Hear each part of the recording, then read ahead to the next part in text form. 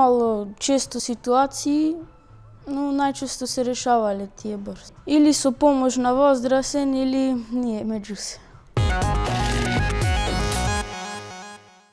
Има многу деца што се задираат, но знаат, наставниците знаат кои се, ама не знам, не преземаат многу големи мерки.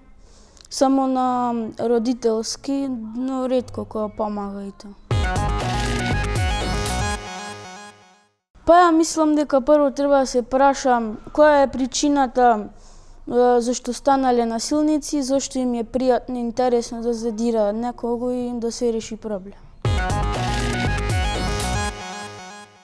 Ја мислам дека најчесто децата стануваат такви поради најпрво делата на родителите, од дома тие можат највише да учат, па од друштвото нивно.